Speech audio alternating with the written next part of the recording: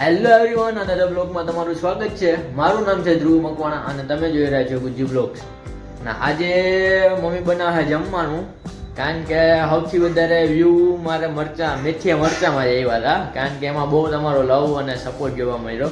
તો આજે મમ્મી મસ્ત ન્યૂ રેસીપી બનાવે છે, ઢોકળીનું શાક બનાવે ઢોકળીનું. તો આપણે જોઈએ કેવી રીતના બને. અને ઢોકળીનું શાક બને જોરદાર, મને બહુ ભાવે, મારા હાટું ઘણી વાર બનાવતા હોય. તો જોઈએ મમ્મી કેમ બનશે. હા, પેલા ચણાનો લોટ લેવાનો. જો પેલા ચણાનો લોટ ભાઈ, પછી એમાં મીઠું નાખવાનું સ્વાદ અનુસાર, હળદર નાખવાની જરાક જ, પછી જરાક ચટણી નાખવાની અને ધાણા જીરું. હવે આપણે પાણી આ મૂકી દેવાનું ગરમ. હા, એને હલાવી નાખવાનું.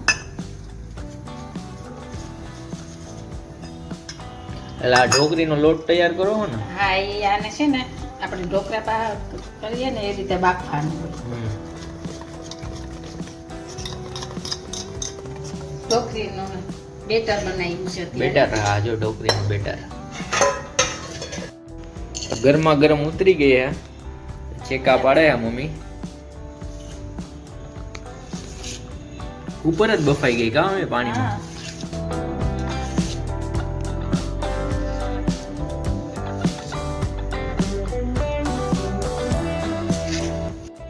હવે છે જે ઢોકળી બધી આપણી બફાઈ ગઈ છે સરસની.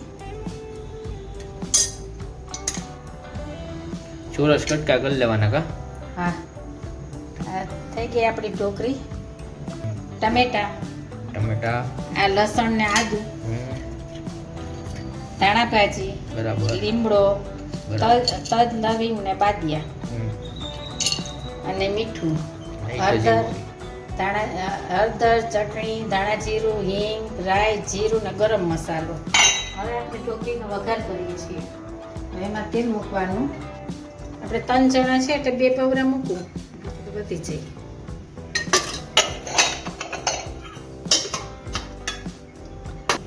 હવે એમાં નાખવાનું રાઈ નાખી, રાઈ તતડી જાય પછી જીરું નાખવાનું.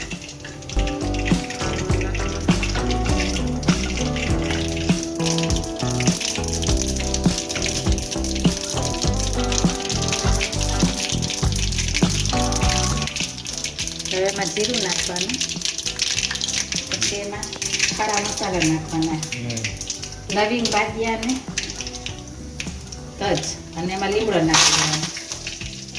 પછી એમાં હિંગ નાખવાનું.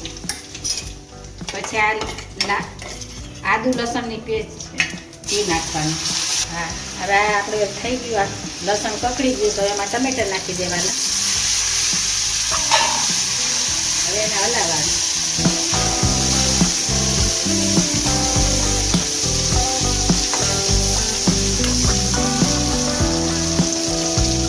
હળદર નાખું છું. હવે એને જરાક આને ટમેટાને સોતરવાના.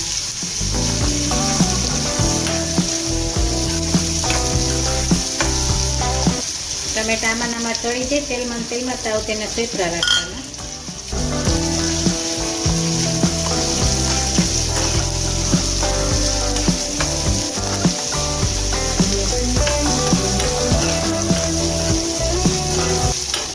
હવે એની અંદર આપણે ચટણી નાખશું 1 ચમચી.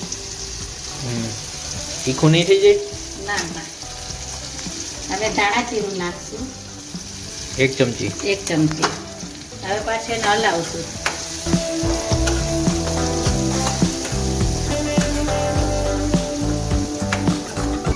હવે પાણી નાખશું.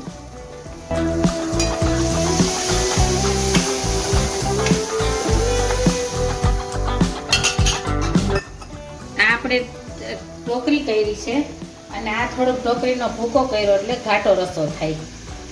રસો આનાથી ઘાટો થાય ને આ થોડીક ઢોકળી છે. હવે પાણી નાખી દઈએ. એકદમ ઉકળે ને પછી આપણે એની અંદર આ ઢોકળીને એનો છૂંદો નાખવાનો છે, ઢોકળીનો માવો. એકલી 2 મિનિટ?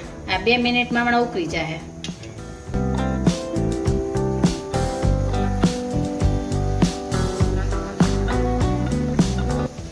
હવે પાણી ઉકળી ગયું, 2 મિનિટ લગી ઉકાળ્યું. 2 મિનિટ ઉકળ્યું. હવે આપણે એમાં ઢોકળી નાખી દેવાની અને એનો ઉપર ઢોકળીનો. અને હવે થોડીક વાર હલાવવાનું. ના કેટલી ઘડી લગી? હજી થોડીક વાર રહેવા દેવાનું એને. હવે 2 મિનિટ. 2 મિનિટ રહેવા દેવાનું અને પાકવા દેવાનું. પછી ગરમ મસાલો નાખવાનો છે થોડો, 1 ચમચી. 1 ચમચી. અને આપણે ઉપરથી ધાણા ભાજી નાખવાની. ધાણા ભાજી ધોઈને રાખી હતી, ઉપરથી ધાણા ભાજી નાખવાની.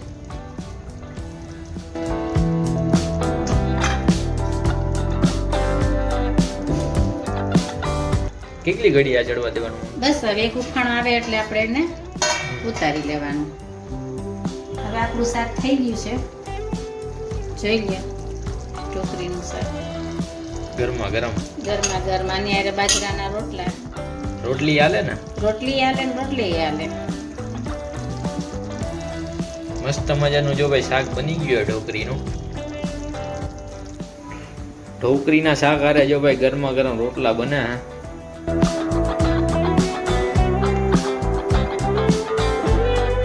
કેવડો મોટો કરી હક આજ દેખાડી દે મમ્મી બધાયને. જો ભાઈ દેશી રોટલા. વાહ ભાઈ વાહ. તાવડી જેવડો ગઈરો જો કરે કરે.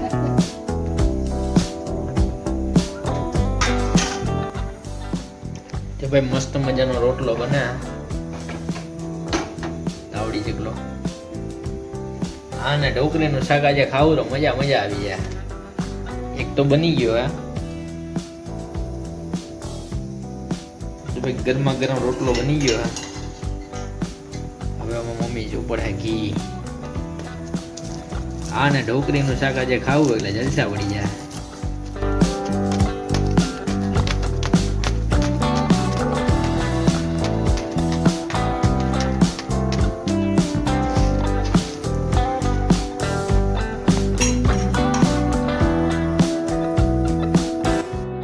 મસ્ત મજાના ખાવા બેસી ગયા. મમ્મીના હાથનું ઢોકળીનું શાક આપણે જોઈએ હવે.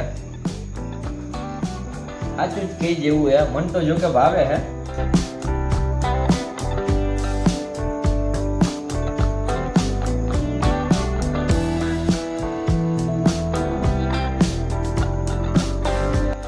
આજે ખારું બેનું મસ્ત મજાનું બેનું મસાલેદાર આમ